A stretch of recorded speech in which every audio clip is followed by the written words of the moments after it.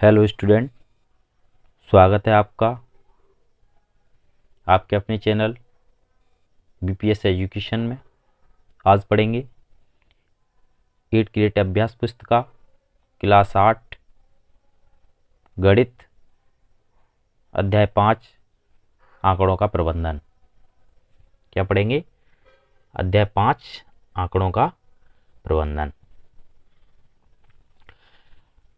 पहला प्रश्न है, जब एक पासे को फेंका जाता है तो निम्नलिखित प्रत्येक घटना में से प्राप्त होने वाले परिणाम लिखिए।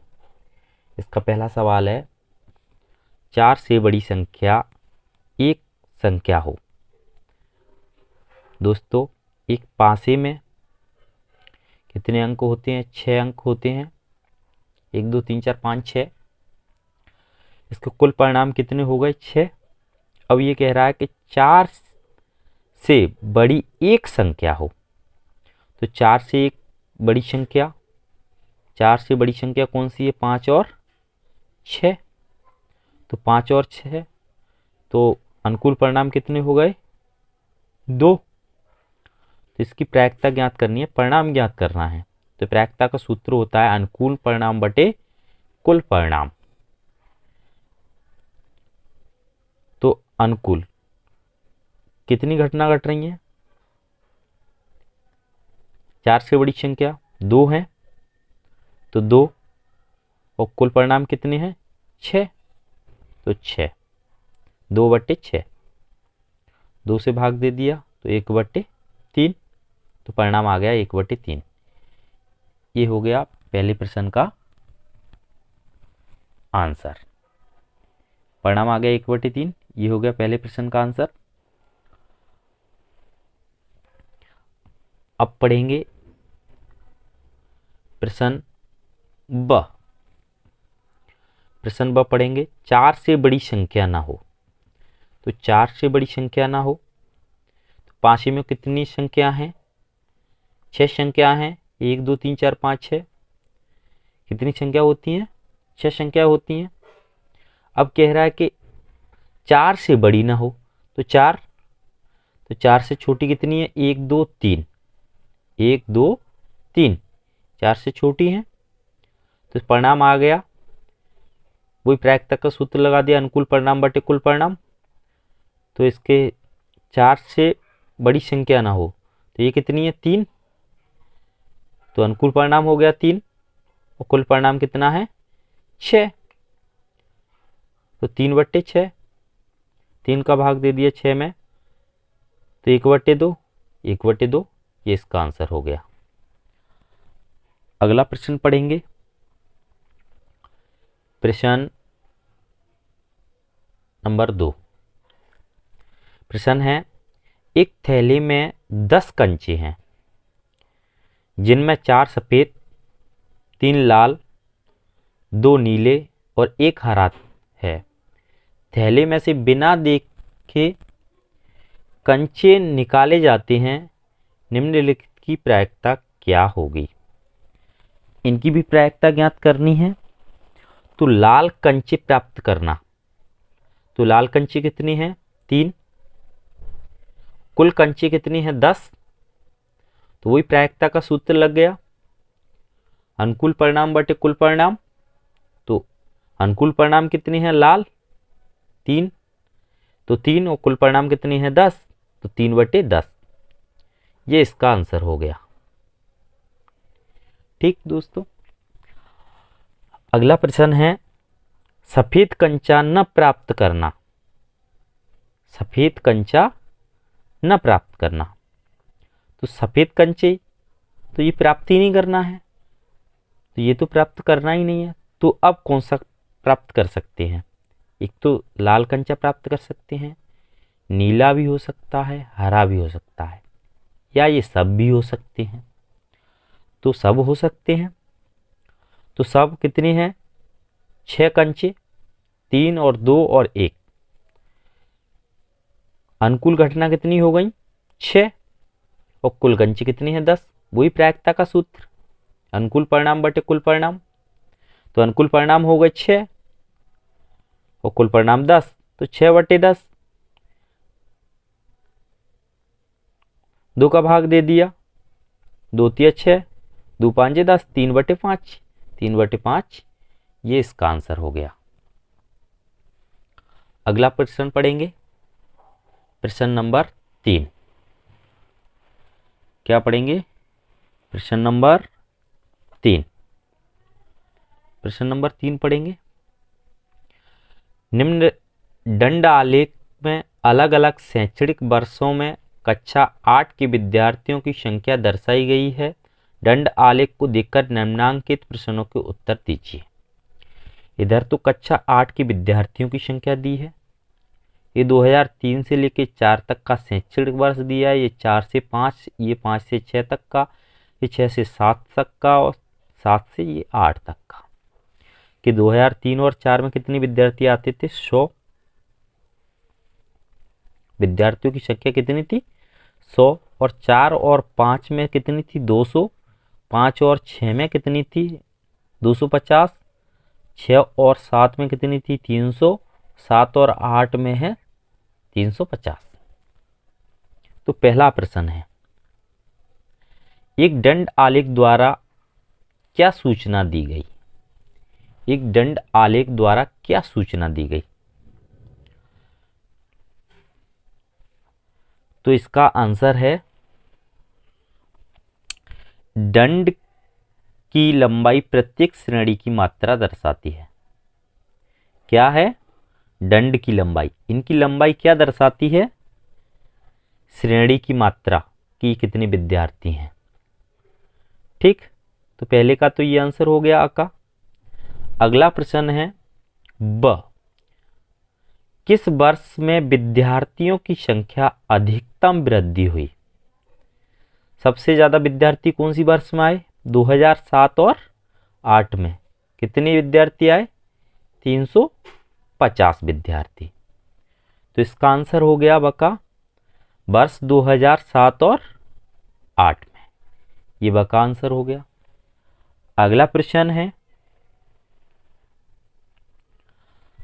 अगला प्रश्न है, किस वर्ष में विद्यार्थियों की संख्या अधिकतम है? तो वो ही अधिकतम सबसे ज्यादा कौन से वर्ष में है? 2007 और 8 में। सबसे कम 2003 और 4 में। तो सबसे ज्यादा अधिकतम विद्यार्थी कौन सी वर्ष में थे? 2007 और 8 में। सवाल का आंसर हो गया 2007 और 8। अब अगला प्रश्न है द, बताइए कि यह सत्य है या असत्य। 2005-6 में विद्यार्थियों की संख्या 2003 और 4 की संख्या की दुगुनी है। 2005 और 6 में 2003 और 4 की संख्या की दुगुनी है। ये सत्य है कि नहीं? देखो, 2003 और 4 में कितनी थी? 100। 2005 और 6 में, 2005 और 6 में कितनी हो गई?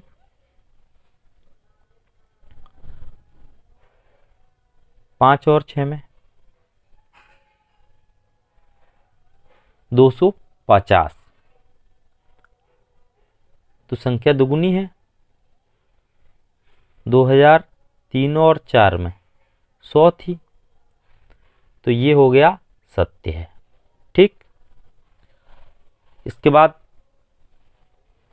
अगला प्रश्न पढ़ेंगे, प्रश्न नंबर 4। प्रश्न 4 पढ़ेंगे, निम्न द्विदंड आलेख में, निम्न द्विदंड आलेख में 2 शैक्षणिक वर्षों में एक विद्यार्थी द्वारा अलग अलग विषयों में प्राप्त किए गए अंक दिए गए हैं। द्विदंड आलेख को देखकर निम्नलिखित प्रश्नों के उत्तर दीजिए। तो ये तो विद्यार्थी द्वारा दिए गए अंक हैं। ये विद्यार्थियों द्वारा प्राप्त किए गए अंक हैं। गणित में कितने अंक प्राप्त किए हैं? 60। सामाजिक विज्ञान में 50। विज्ञान में 50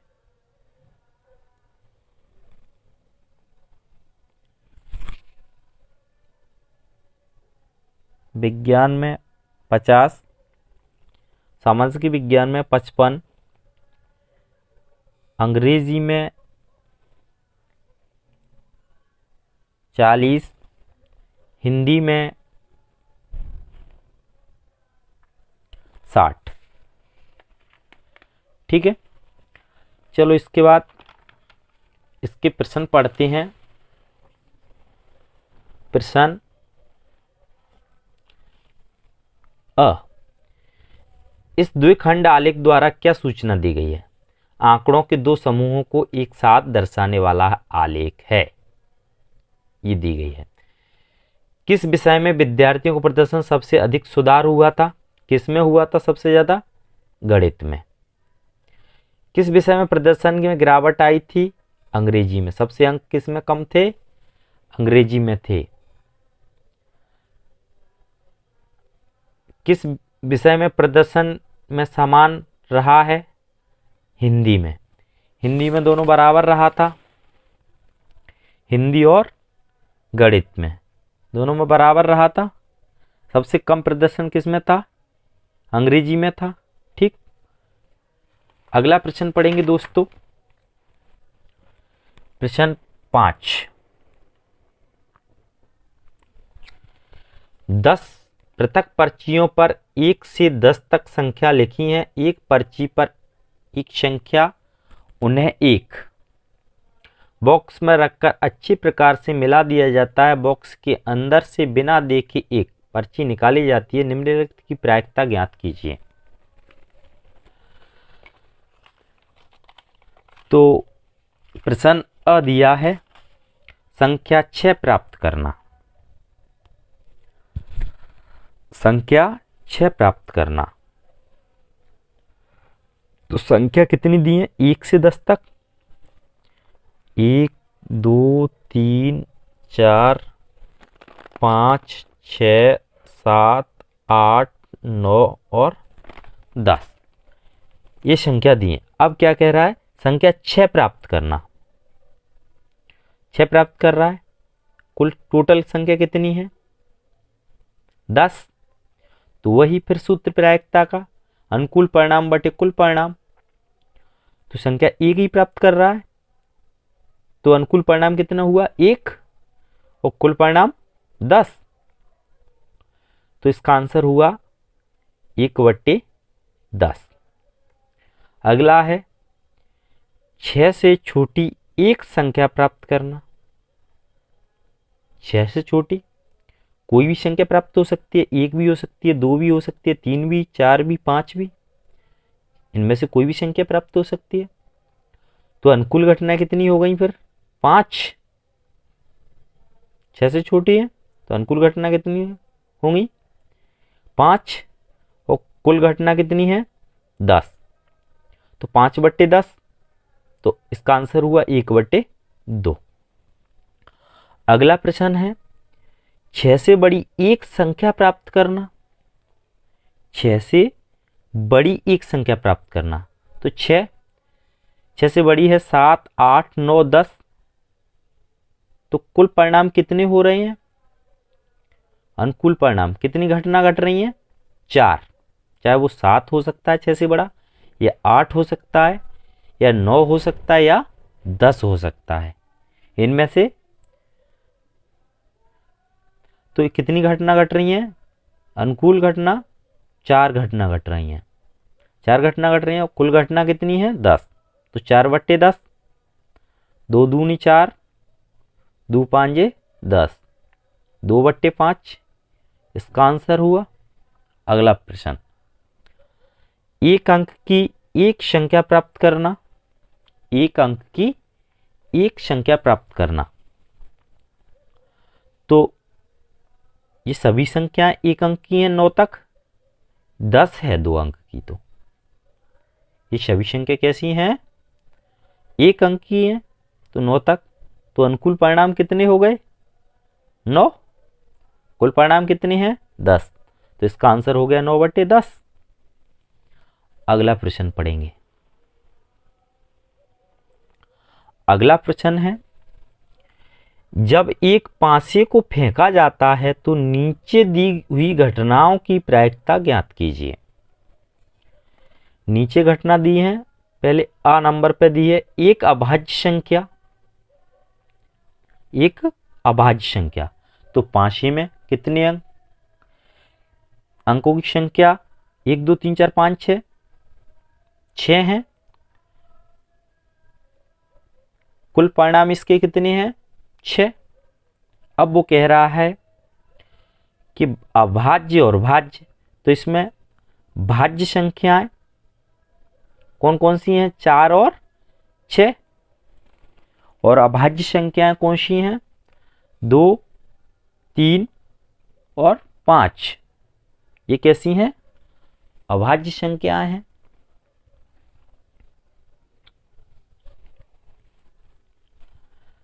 अब पहला प्रश्न है एक अभाज्य संख्या, एक अभाज्य संख्या,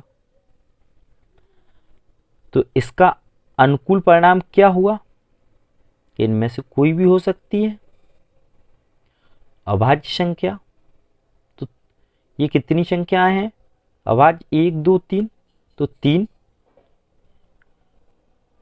बटे में कुल परिणाम बटे में 6, तो 3 का भाग दे दिया 6 में, 3 एकम 3, 3 दूनी 6, 1/2 आंसर हो गया इसका। अब कह रहा है एक अभाज्य संख्या नहीं है। अब क्या कह रहा है, एक अभाज्य संख्या नहीं है।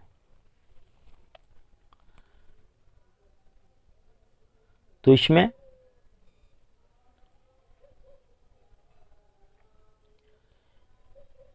एक अभाज्य संख्या नहीं है, तो एक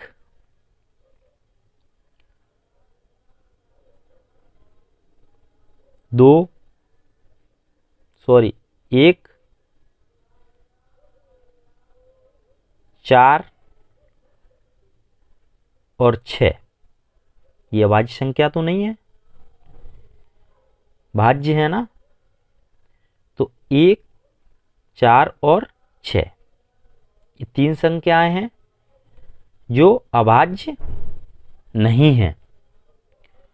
तो अनुकूल परिणाम कितने हुए, 3, कुल परिणाम 6, तो 3/6, तो 3 एकम 3, 3 दूनी 6, 1/2 इसका आंसर हो गया। अगला 5 से बड़ी एक संख्या, 5 से बड़ी एक संख्या, 5 से बड़ी एक संख्या कितनी है, 6। तो इसका आंसर, इसकी घटना क्या घट गई, एक घटना घटी 6, इसका अनुकूल परिणाम 1 और कुल परिणाम 6, तो आंसर हुआ 1/6। अगला है 5 से बड़ी एक संख्या नहीं, 5 से बड़ी एक संख्या नहीं,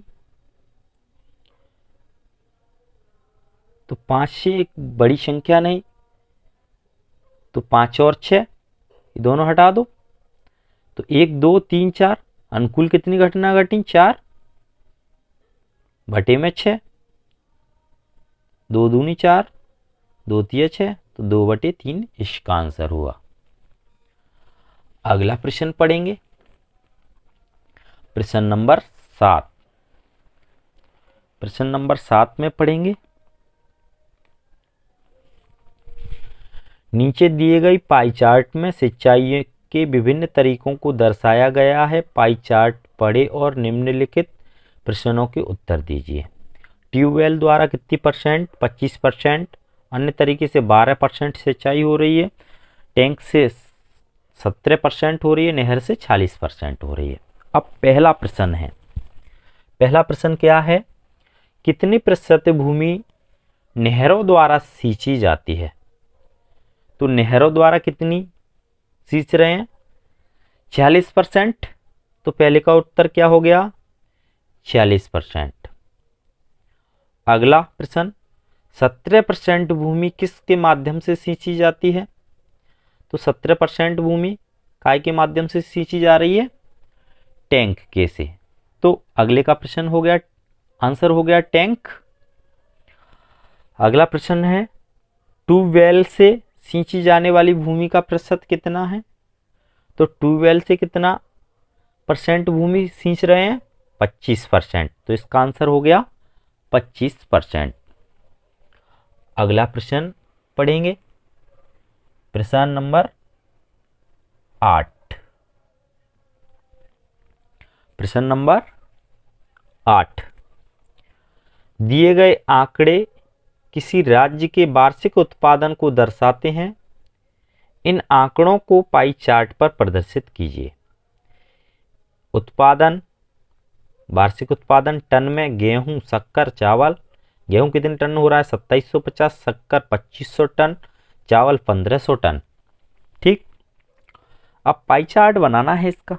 तो उत्पादन गेहूं, शक्कर ऐसे लिखकर पाई चार्ट बना लिया। तो वार्षिक उत्पादन कितना हो रहा है? 2750।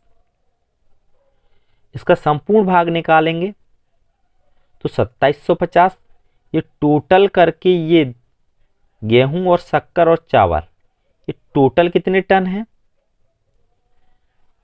6750 टन। अब वही सूत्र लगा दो, संपूर्ण भाग निकालना है तो प्रायिकता का, अनुकूल परिणाम बटे कुल परिणाम। तो अनुकूल परिणाम गेहूं का कितना हो रहा है? 2750। कुल परिणाम कितना है? 6750। जब इसको हल किया तो 11/27 आया। जब इसका कोण निकालेंगे तो 11/27 से इंटू 360। जब इसको हल किया तो 147 अंश कितना आया? 147 अंश। ठीक, तो 147 अंश गेहूं। अगला इसी प्रकार से शक्कर 2500 टन। तो वो ये प्रायिकता का फिर सूत्र 2500 बटे 6750। इसको हल किया तो 10/27। 10/27 का 360 से जब केंद्रीय कोण निकाला तो 133।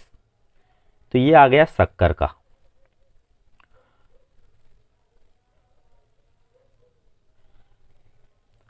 अगला चावल 1500 टन। तो अनुकूल परिणाम 1500 चावल का और कुल परिणाम 6750 है। तो इसको हल किया तो 2/9। 2/9 से केंद्रीय कोण निकाला, 360 का गुणा किया तो इसका आंसर आया 80। तो गेहूं 147 अंश, चावल 80 अंश और शक्कर 133 अंश। ये इसका पाई चार्ट बन गया। ठीक है दोस्तों, अब पढ़ते हैं अपन अगला प्रश्न। अगला प्रश्न है 9वां। 9वें प्रश्न में अपन पढ़ेंगे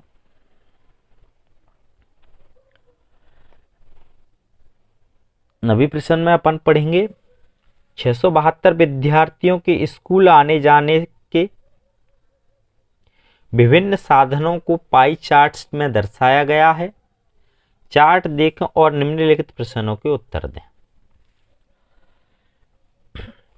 बस 120, पैदल 80, साइकिल से 90, कार से 70। इतने विद्यार्थी 672, टोटल कितने विद्यार्थी आते हैं? 672।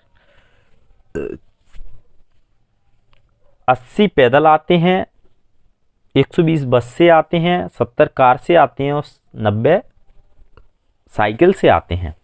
तो पहला प्रश्न है, कितने विद्यार्थी साइकिल से स्कूल जाते हैं? कितने विद्यार्थी स्कूल जाते हैं साइकिल से? 90। तो 90 अंश जाते हैं। तो इनका कुल अंश कितने हैं? 360। तो 360 0 से 0, 9 चौक 36। कितना आ गया? 1/4। 1/4 इंटू कितने विद्यार्थी हैं? 672। 672 का इंटू कर दिया 4 का भाग दिया तो 168, 168 इसका आंसर हो गया। तो कितने विद्यार्थी आते हैं साइकिल से? 168। ठीक है दोस्तों, अगला प्रश्न है कितने विद्यार्थी बस से स्कूल जाते हैं? काय से? बस से स्कूल जाते हैं। तो 120 अंश, तो 120 बटे 360, 0 से 0, 12 तिया 36, 12 एकम 12, 12 तिया 36, तो 1/3 इंटू 672 टोटल विद्यार्थी, 3 से भाग दिया तो 224, 224 विद्यार्थी बस से आते हैं। ये इसका आंसर हो गया। अगला प्रश्न पढ़ेंगे, प्रश्न नंबर 10। दिए गए आंकड़ों व्यक्तियों के एक समूह द्वारा पसंद किए जाने वाले रंगों को दर्शाते हैं। इन आंकड़ों पर पाई चार्ट प्रदर्शित करें। व्यक्तियों का प्रतिशत है 45% लाल रंग के हैं, 30% हरा, 25% पीला रंग है।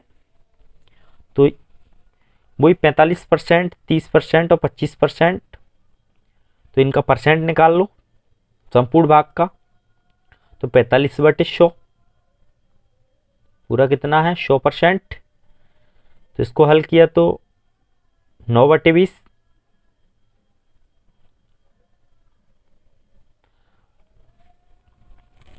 अगला हरा कितना है? 30%, 30/100 तो 3/10। अगला पीला कितना है? 25, तो 25/100 हल किया 1/4। जब इनकी केंद्रीय भाग निकालेंगे तो 9/20 इंटू केंद्रीय भाग 360 अंश, 360 का जब इनसे गुणा किया हल करके 162। अब इस जो हरा इसका संपूर्ण भाग 3/10 आया। 3/10 का जब 360 अंश से मल्टीप्लाई किया तो आया 108। जब पीले का 1/4 इसे 360 अंश से हल किया 90 अंश आया। तो इसको लाल कितना आया? 162, तो 162 अंश। हरा कितना आया? 108, तो 108 अंश। पीला 90 अंश, तो 90 अंश भर दिया। इस प्रकार ये पाई चार्ट अपन बढ़ाएंगे। ठीक है दोस्तों, यदि वीडियो पसंद आए तो लाइक करें, शेयर करें तथा चैनल पर नए हैं तो सब्सक्राइब करें। अब मिलते हैं अपन अगली वीडियो में, तब तक के लिए धन्यवाद। थैंक यू दोस्तों।